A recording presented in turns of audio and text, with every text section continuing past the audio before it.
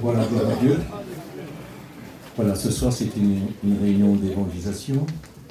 J'ai beaucoup de joie de vous parler de l'inégalable, de l'irremplaçable et de l'indispensable. Tant de joie de vous parler de mon Sauveur. Son nom c'est Jésus. Quel beau nom. Jésus signifie Sauveur. Et quand je l'appelle mon Jésus, je dis mon Sauveur. C'est mon Sauveur. Je n'ai pas d'autre nom à lui donner si ce n'est le nom de Dieu, qui s'appelle Emmanuel, qui signifie Dieu avec nous. C'est mon Sauveur, le Dieu avec nous, car Dieu seul peut sauver. Dieu seul a le pouvoir de pardonner vos fautes.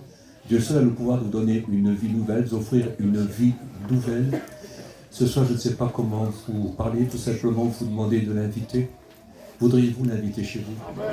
L'inviter dans vos foyers, chez votre mari, chez votre épouse, chez vos enfants, chez vos parents. Quelle importance!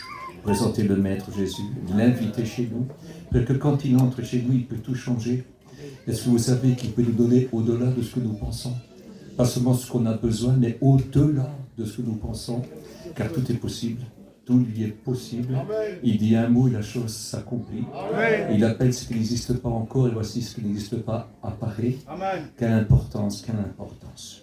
Je suis dans l'évangile de Jean, chapitre 2, et à Cana, qui était à cette époque un petit village où il y avait beaucoup de vignes et qu'on faisait un vin qui était renommé. C'est pas ça qu'il y eut un mariage. Un mariage selon la mode israélienne. C'est-à-dire que tous les alentours peuvent venir, n'importe qui peut venir. Et puis, ils ont eu la riche idée, parce que Jésus n'est jamais venu de force. Il est toujours venu quand on l'a invité. Et puis, ils ont eu la riche idée d'inviter Jésus et ses disciples. Et puis, voici, bien sûr qu'il devait y avoir beaucoup de monde, et il s'est passé qu'il manquait. Il n'y avait pas assez de vin pour tous ceux qui venaient. Alors, c'est une vie qui commence mal.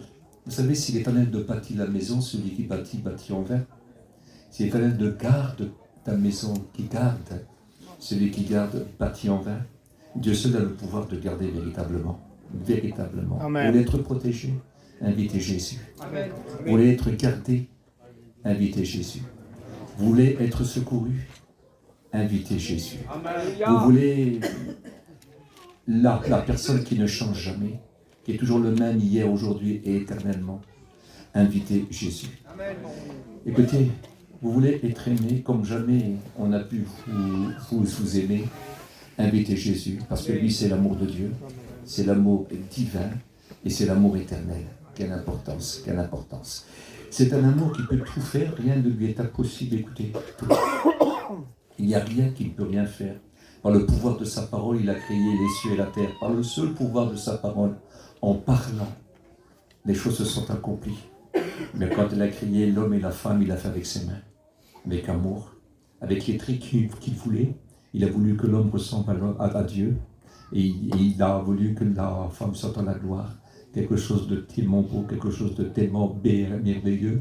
Vous savez ce qui s'est passé, on sait tous ce qui s'est passé. Écoutez, on ne va pas juger ces gens-là, on a fait pire qu'eux. On les a vu pécher qu'une seule fois, on les a plus vu pécher après. Ils ont aimé Dieu, mais ils n'ont jamais été oubliés, jamais abandonnés de Dieu. Écoutez, ils ont été punis, mais ils avaient le droit de prier, ils avaient le droit de demander, ils avaient le droit d'être secourus, et Dieu restait avec eux. Quelle importance, parce que Dieu n'oublie pas, n'oublie jamais. Il peut punir l'homme qui le rejette, mais pour mieux le sauver encore, s'il désire revenir, Dieu attend. Dieu est patient. Nous vivons un temps où c'est un temps un petit peu spécial. On peut rencontrer des multitudes de monde, même des athées. Tu sais ce qu'ils disent? Écoutez, même si Dieu existe, même si Dieu n'existerait pas, on ne croit pas qu'il existe, mais ça va mal pour la terre, ça ne peut pas durer. Même un athée dit que la terre n'en a plus pour longtemps. C'est vrai. Tout ce qu'on voit, tout ce qu'on entend, ces nouvelles maladies, tous ces fléaux qui sont en train d'arriver quand on parle, par exemple, de la montée des eaux, qui doit monter de 5 mètres quand les barrages de la mer vont fondre encore beaucoup plus quand les fleuves ne sécheront plus dans la mer parce que la mer sera trop haute. Quand les rivières ne se jetteront plus dans les fleuves parce que les fleuves ils sont trop hauts. Quand les sources ne se jetteront plus dans les rivières parce que les eaux sont trop hautes. Quand toutes sortes de bactéries vont arriver, les savants parlent de ces glaçons-là, de ces glaciers qui fondent. Il y a depuis des millénaires là, des bactéries qui sont prises. Et quand elles seront libérées, combien de maladies que nos corps ne sont pas habitués, combien des choses, un tiers de la Terre doit périr à cause de ces eaux-là. Je ne sais pas si vous voyez les temps qui arrivent. Et puis c'est pas seulement parce que c'est écrit depuis très longtemps, parce que les savants d'aujourd'hui le disent. Les savants d'aujourd'hui attestent ce que la Bible a dit à ce niveau-là. Donc on voit que la Bible est la vérité. Ce n'est pas par une volonté d'homme que ces choses ont été écrites, mais c'est poussé par Dieu, poussé par le moyen de l'Esprit, que des hommes ont écrit de la part de Dieu. Poussé. Et ce sont des réalités, parce que l'homme ne veut pas, Dieu ne veut pas que l'homme soit ignorant. Dieu veut se faire connaître, mais dans un seul but, déjà te prévenir pourquoi tu périrais, pourquoi tu ne serais pas sauvé. Après tout, personne n'est obligé d'être perdu. Jésus-Christ est venu pour eux. Écoutez, Dieu a tant aimé le monde qu'il a donné son Fils unique, afin que quiconque croit en lui ne périsse point, mais qu'il ait la vie éternelle. Dieu ne l'a pas envoyé pour qu'il juge ce monde, non.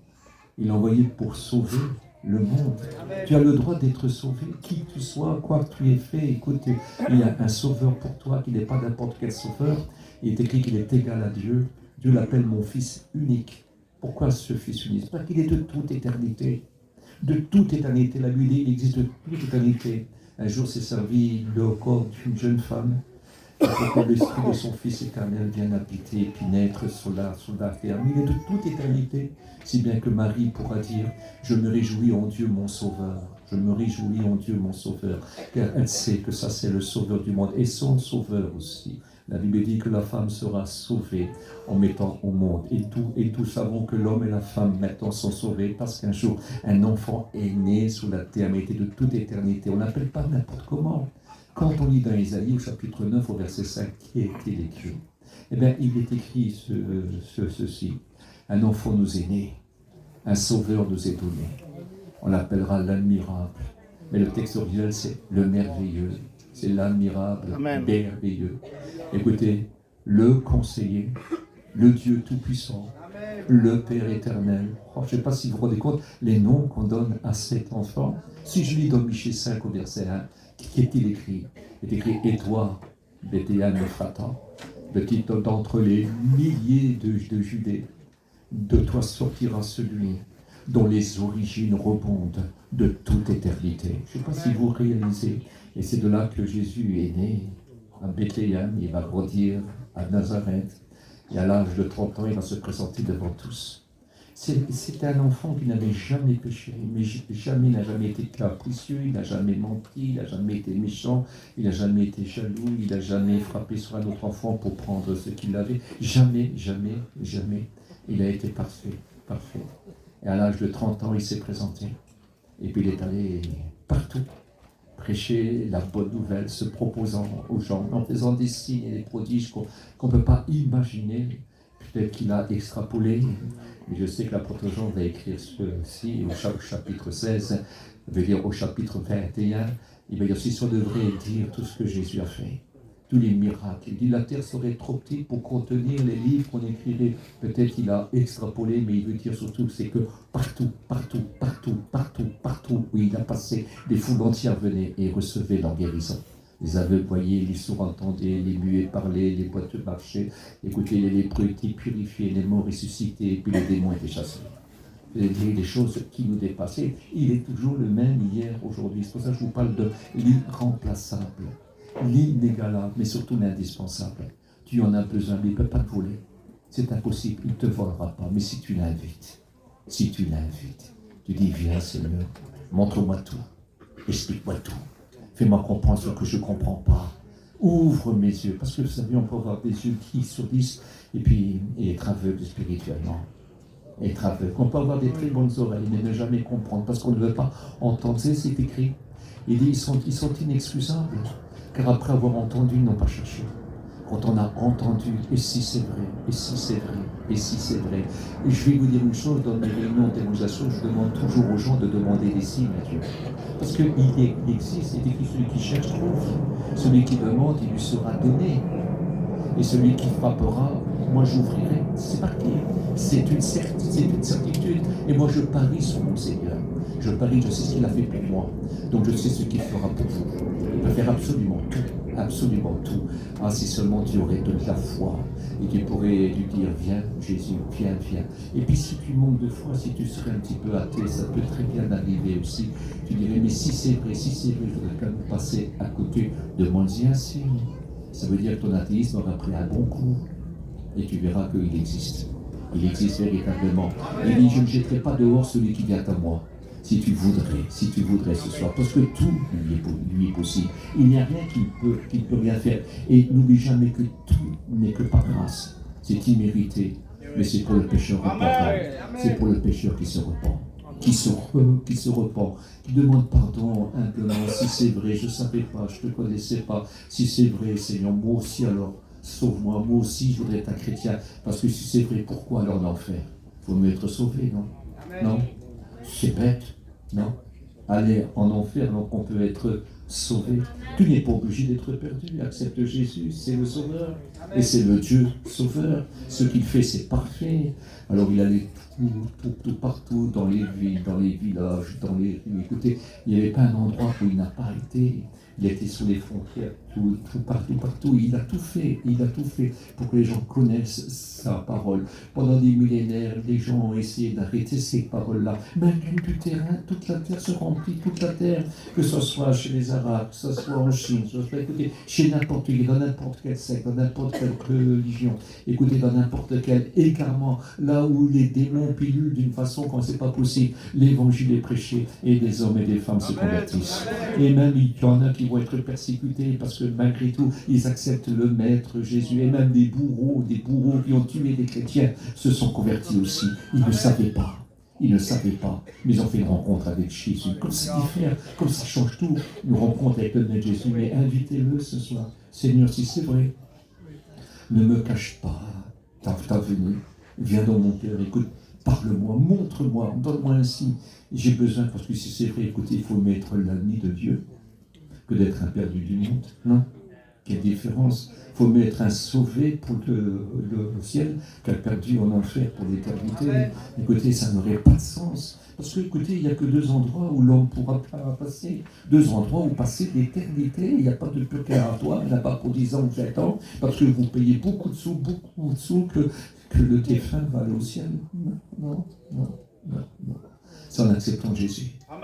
C'est Jésus le Sauveur. Et c'est pour l'éternité. C'est pour l'éternité. Quelle importance.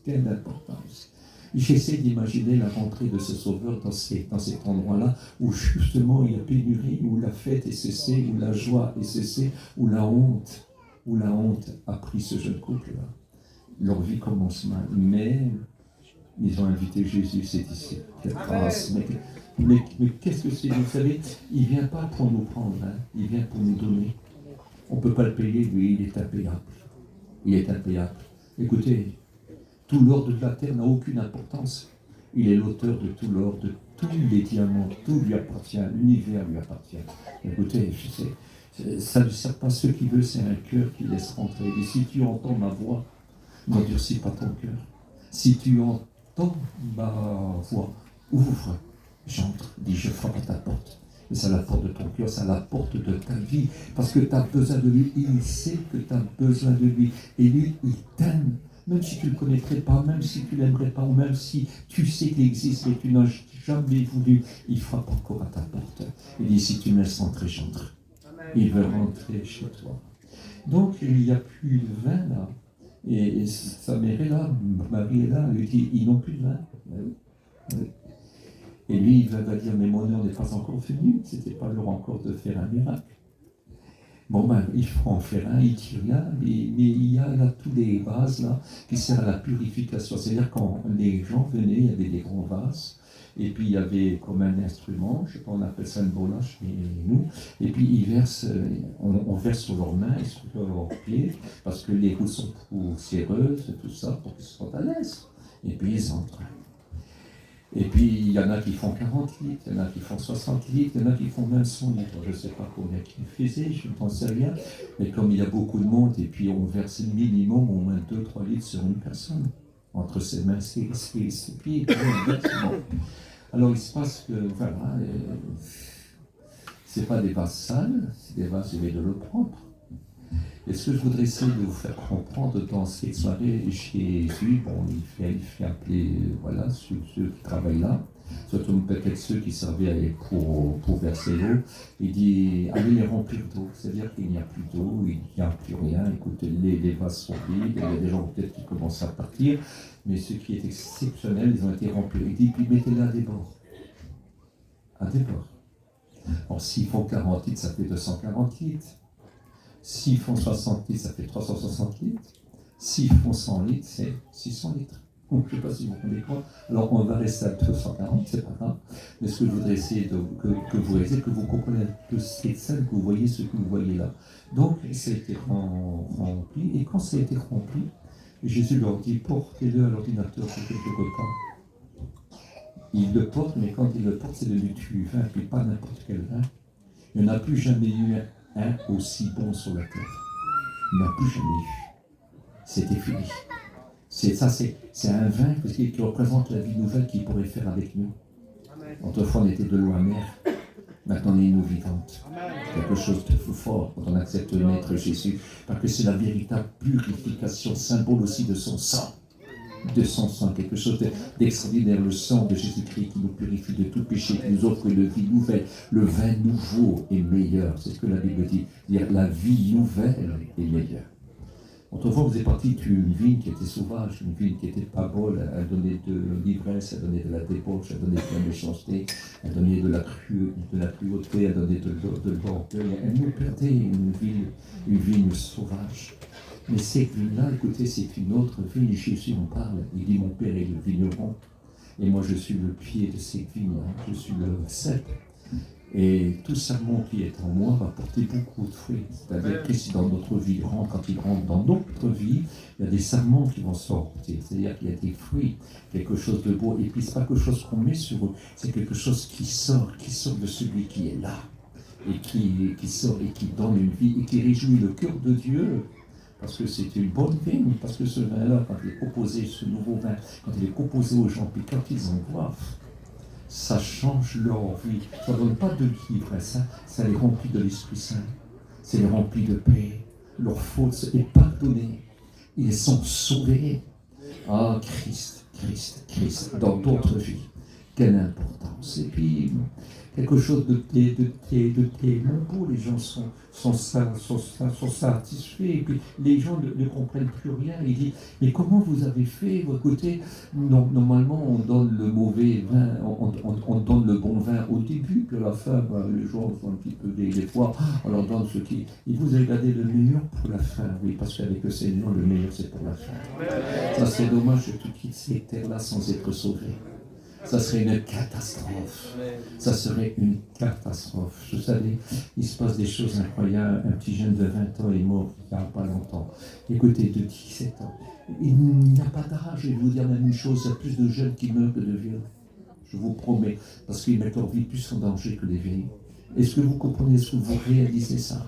Écoutez, ça serait dommage. Si tu écoutes sa voix, et qui encore tu endurcis ton cœur, que perte. Mais quelle perte, mais tu ne sais pas ce que tu perds, c'est pas ce que tu recherches. Ça t'a dit, mais si je me convertis, je ne pourrais plus faire ça, je ne pourrais plus faire ça. Mais tu ne sais pas quand on est converti ce qu'on est, la joie qu'on a, le bonheur qu'on a de ne plus faire ça, le débarras qu'on a de ne plus faire ça, ce débarras-là, être sur les bons soins du Maître, vivre à ses dépens, c'est une autre affaire là, quand il est là et qui nous protège et qui nous rend fort. Bien sûr, on va marcher dans le feu. Bien sûr qu'il y aura des épreuves, mais ça ne brûlera pas. Il nous tient fidèles jusqu'à la mort. Il nous soit fidèle jusqu'à la mort. Et je te donnerai la couronne de vie. Quelle importance. Avec lui, on est fort. On ne perd pas son temps. On ne perd pas son temps. On ne perd pas son temps. Écoutez, j'ai vu des vieilles personnes, qui ont vécu de façon spectaculaire, qui ont eu de l'argent qu'on ne pouvait pas s'y penser. Des gens très riches, très riches. Aujourd'hui, ils sont vieux. Et il n'y a plus rien qui leur plaît. Leurs enfants, ils sont très bien, ils ont des beaux terrains, une belle voiture, ils peuvent s'acheter ce qu'ils veulent pratiquement. Et puis ils viennent vers leurs vieux parents, et puis ils disent, écoute maman, papa, écoute, on va faire une chose, on va changer ta compte. Donc là, allez, viens, Et ce qu'on va faire avec eux, on en a assez, non? On est très très bien parce qu'on est blasé du tout. À un certain moment, on n'a plus rien, plus rien. Encore sous des rangements, et plus dépassé, plus tout rangé, plus tout remettre, et plus autre chose. Oh, laissez-nous tranquille avec ça. Il n'y a plus rien qui leur plaît. Ils sont blasés parce qu'on est déçus de tout. Absolument de tout. Le monde laisse que des souvenirs et de la déception. Mais ce que Dieu offre, ce que Dieu promet, ça donne de l'espoir, de la force. On sait où on va, Alléluia. On sait ce qui est le meilleur. On peut être jeune et séduit, mais à un certain âge, c'est terminé, on comprend des choses, même des inconvertis, écoutez, même des inconvertis vieux, laissez-nous tranquilles avec ça. Oh, écoutez, ils savent qu'ils ont caché de vous à moi, on n'emporte rien, on n'emporte ni sa richesse, ni sa pauvreté, on n'emporte rien du tout. On part comme on est né, mais si on part avec le Maître Jésus, c'est mieux que d'être jugé et d'être jeté en enfer, parce que l'enfer existe. Et nous devons avoir les yeux ouverts, afin que quiconque croit en lui ne périsse point, mais qu'il ait la vie éternelle, car Dieu n'a pas envoyé son Fils pour qu'il juge le monde, mais pour que le monde soit sauvé par lui. Alors j'imagine la joie de ce jeune couple-là. Ils voient à qui ils ont affaire, là, ce maître, ils l'ont invité, ils ont vu un miracle prodigieux. C'est un prodige. L'eau changeait en vin. Mais quel vin! Mais quel vin! Quelque chose d'exceptionnel. Ça, c'est fait par la parole de Dieu, on en trouvera plein. Écoutez, s'il y aurait encore ce vin-là, ça serait les bouteilles les plus chères du monde. Il y aurait des milliardaires qui pourraient s'en offrir. Est-ce que vous réalisez? C'est le meilleur. Hein? Là, on voit que personne n'a été sous. Personne n'a été malade. Personne a divagué. Ils étaient remplis de joie, pas remplis de débauche, pas remplis du chaos, pas remplis d'ivresse, pas remplis de colère ou de méchanceté ou de plaisanterie douteuse, de gestes déplacés, de beauté déplacée, de manière, de chicane. Non. Remplis de bonheur. Remplis de bonheur. Quelle importance? Avoir la paix. Parce que la paix, ça ne se paye pas. La paix, ça ne se paye pas. Et un seul peut l'offrir, c'est celui qui règne sur la paix, qu'on appelle le prince de la paix. C'est marqué aussi dans Ésaïe chapitre 9, le prince de la paix. Quelle importance de l'avoir. Alors j'imagine quand ils ont sorti dehors et parlaient, t'as vu, tu te rends compte, tu comprends, mais qu'est-ce qui s'est passé là? Jésus c'est lui. Et les disciples aussi, c'est le premier miracle qu'il fit devant ses disciples. Après, bien sûr, vous savez, les quantités de miracles, parce que des foules entières venaient à lui, c'est-à-dire de partout, des foules entières de partout. Et il les guérissait tous. Il s'asseyait sur les places publiques et lui passait au milieu d'eux. Et quiconque le touchait était guéri. Il y a même des moments où les gens se jetaient sur lui. Et quiconque le touchait, ils étaient guéris. Il ne demandait pas de certificat de bonne conduite. Il ne disait pas, non, toi tu ne le mérites pas. Il ne disait pas ça, celui qui venait à lui, il était bienvenu. Il faisait, vous savez, écoutez, il peut faire miracle pour ton âme, il peut faire miracle pour ton esprit, il peut faire miracle pour ton corps. Corps, âme et esprit. Tu peux lui offrir. Il changera ta vie.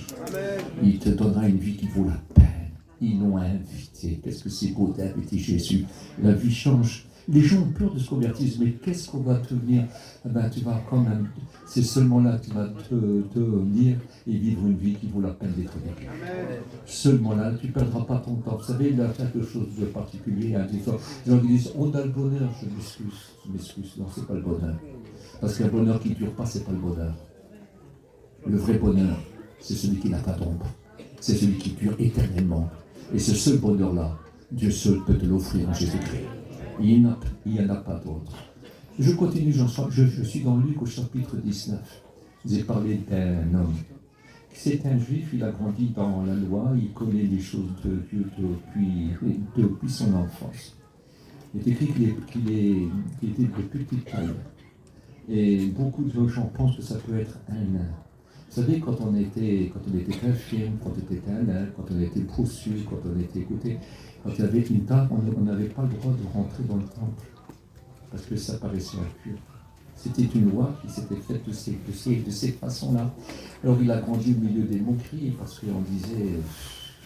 Un jour, Jésus marchait à Jérusalem, le long du temple, et puis il y avait les belles colonnes du temple extérieur, et puis il y avait un aveugle qui était là, un aveugle qui était de quel sens, puis même les disciples, c'était dans le tête aussi. Et ils vont dire, mais qui a péché? Lui ou ses parents pour être né comme ça? Il dit, ce n'est pas lui, ce n'est pas que lui a péché ou ses parents, ça fait que la gloire de Dieu se manifeste et le Seigneur l'a guéri. Est-ce que vous réalisez ça? Alors lui, c'est pas l'attraper de la haine et du dégoût, parce qu'on se moque. Et lui, on se moque. Un homme très intelligent sûrement, même qui n'était pas de haute taille, et il va se mettre au service de Rome. C'est-à-dire collaborateur avec Rome qui persécute depuis plusieurs siècles. Ça fait déjà plus de 3 siècles que Rome occupait Israël. Elle va l'occuper plus de 200 ans après encore. Quand Christ est né, ça faisait 300 ans qu'ils étaient là, mais elle va encore l'occuper plus de 200 ans encore après.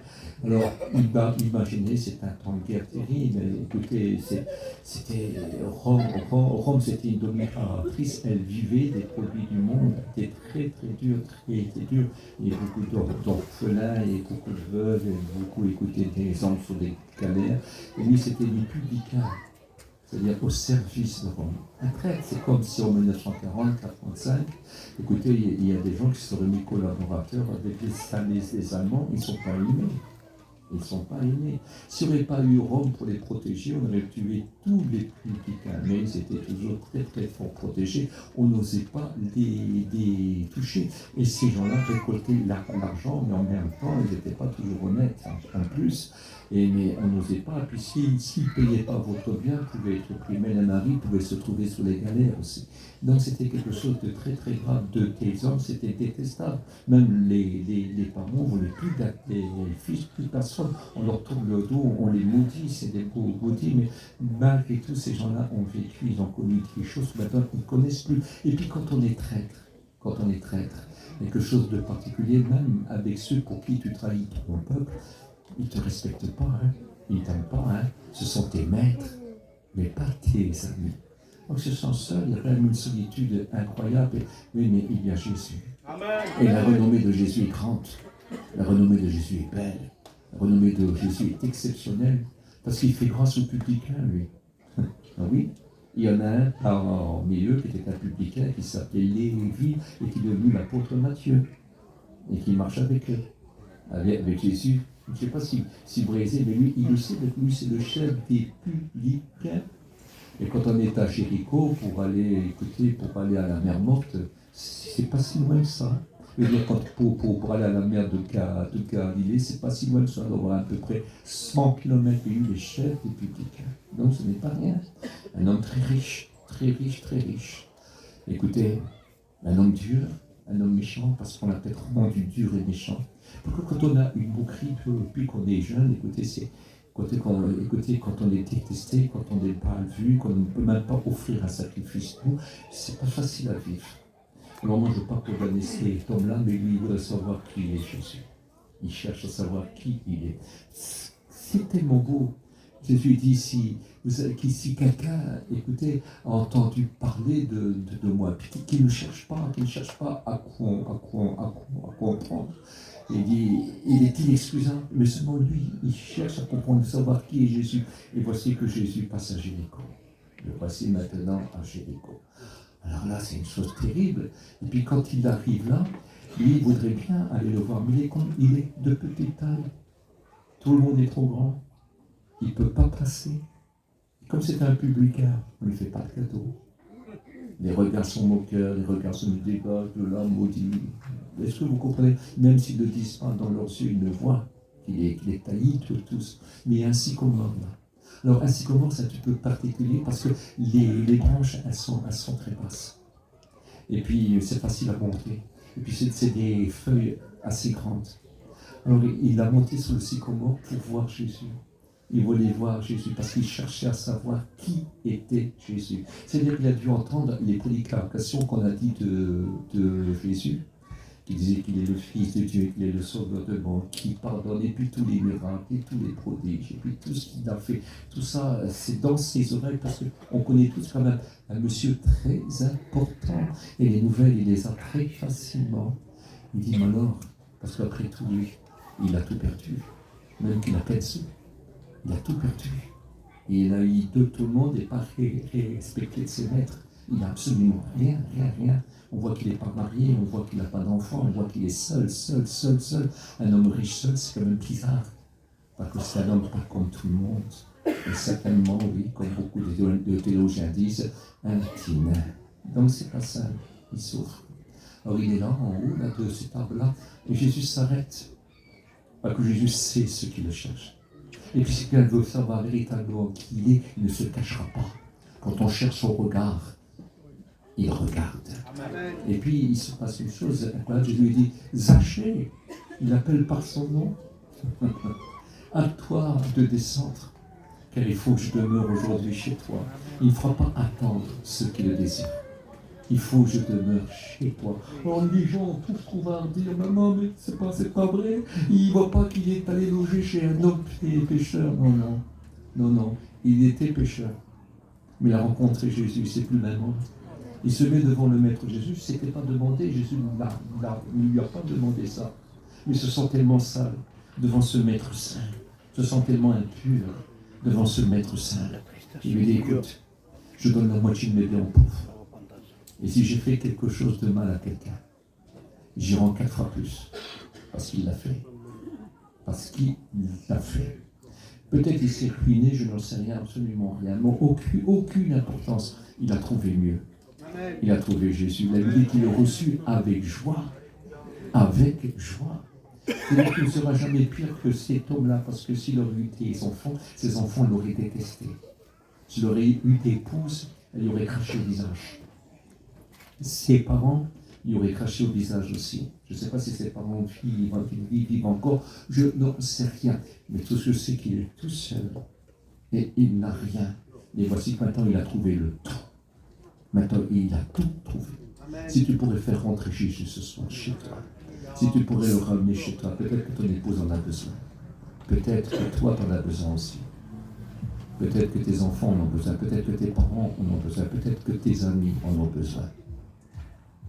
Je te promets, si tu l'as, toi, tu peux l'emmener partout, parce qu'il n'a pas choisi des anges pour porter des évangiles. Il s'est choisi des serviteurs, mais il ne s'est pas seulement choisi des serviteurs pour être des témoins et dire partout que Jésus est merveilleux. Il a choisi les hommes et les femmes aussi.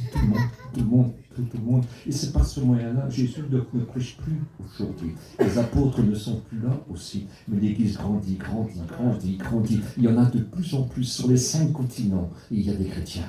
Sur les 5 continents, il y a des miracles et des prodiges. Jésus le même hier, aujourd'hui, éternellement. Si tu pourrais comprendre ce soir et réaliser avant qu'il soit trop tard.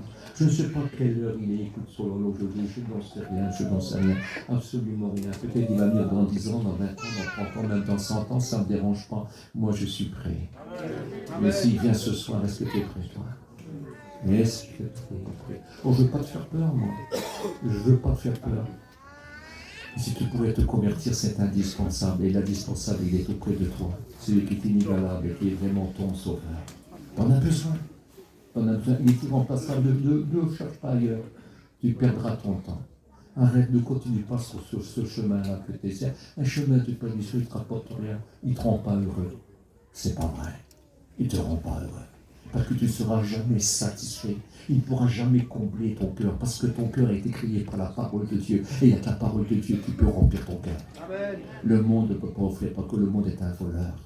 Le prince de ce monde s'appelle Satan, est un voleur. C'est-à-dire que lui, il ne vole pas. Lui, il donne. Il donne ce que le monde ne peut pas t'offrir. Paix, joie. Écoutez, quand on se convertit à lui, on attrape un esprit extraordinaire qu'on appelle le Saint-Esprit qui habite nos cœurs. Et on devient le temple du Saint-Esprit, le temple de Dieu. Voilà ce que la Bible dit. Et puis, vous savez ce qui provoque en nous l'amour de Dieu qui est répandu. Cet amour que vous avez commencé à aimer Dieu terrible. Vous avez commencé à aimer Dieu, à aimer le monde entier. Vous avez commencé à aimer tout le monde et désirer le bien de tout le monde. Et ça vous donnera la paix, la joie, la douceur, la patience, la fidélité, la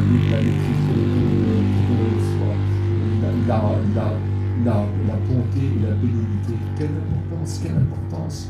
Il change ta vie carrément. Tu es satisfait, tu en as assez. Avec le Maître Jésus, j'en ai assez. Que les poches sont pleines, que les poches sont vides, ça n'a aucune importance. J'en ai assez. L'argent ne fait pas de miracles, mais Dieu fait des miracles. Il fait des choses incroyables. Voulez-vous donner un petit témoignage? C'est un très vieux témoignage, ça. Ça se passe au début, il y a bien longtemps.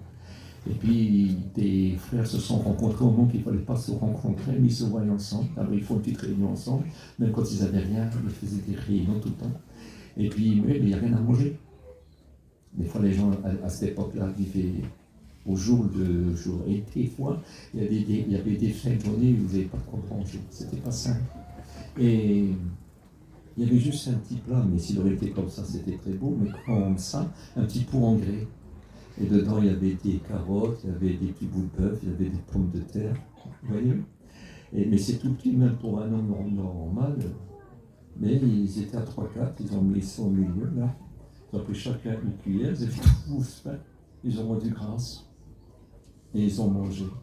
Et quand quelqu'un piquait dedans, il enlevait, disons, un peu de pomme de terre, la même pomme de terre était remplacée. Et le même bout de viande était remplacé. Mais le même bout de tout, le même bout de carotte pareil. Et ils ont mangé, mais sans se parler et en pleurant.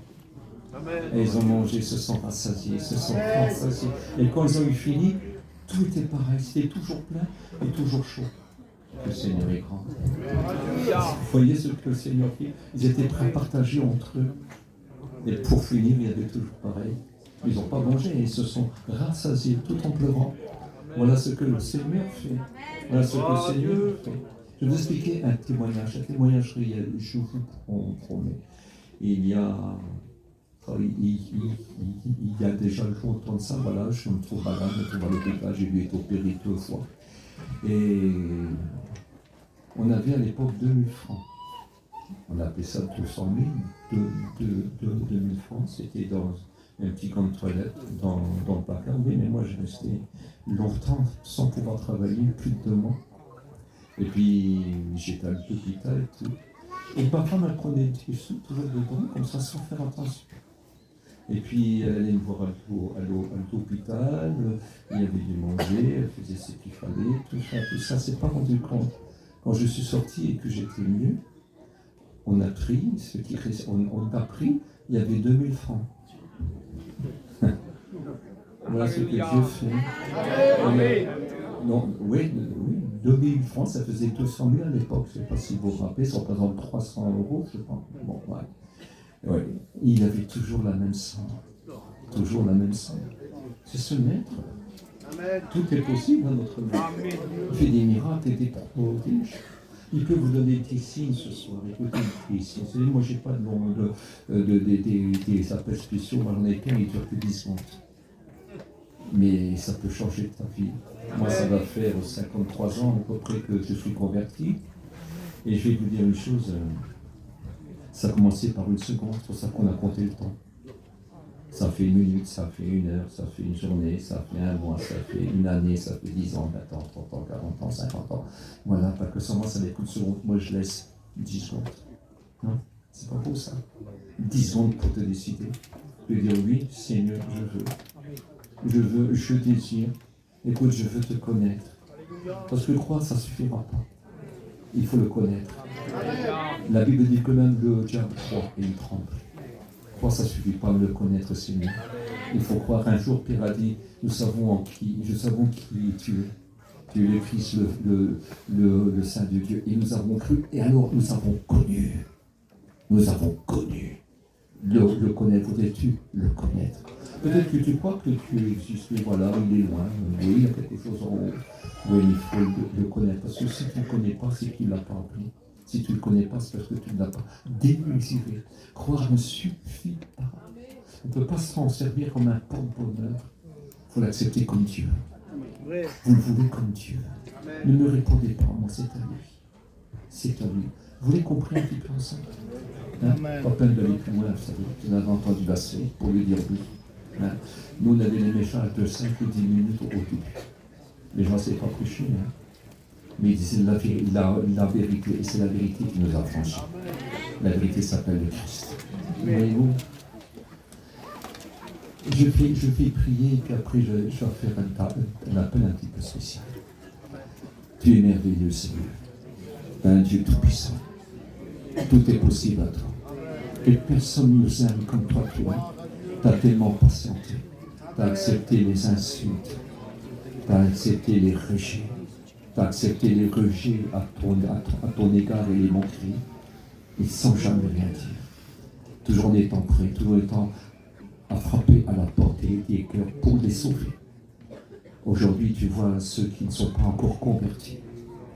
Mais si ce soir, ils viennent à toi, je sais que tu les attends. Et que ce n'est pas pour me faire plaisir, pour faire plaisir à aucun chrétien aussi que tu vas le faire. C'est parce que tu l'aimes, parce que tu les aimes et que tu veux les sauver. Que tu les aimes d'un amour éternel. Tu n'as pas entendu qu'ils se convertissent pour les aimer. C'est parce que tu les as aimés qu'il y a 2000 ans. Tu as offert ta vie pour eux. Amen. Seigneur, je t'en supplie, toi qui es ressuscité, plein de force, maintenant que tu es ici présent, je te demande de bénir. Seigneur, de les convaincre, qu'ils comprennent tout fait, Seigneur, qu'ils fassent quelque chose avec toi. Seigneur, qui te demande quelque chose et qui les exauce.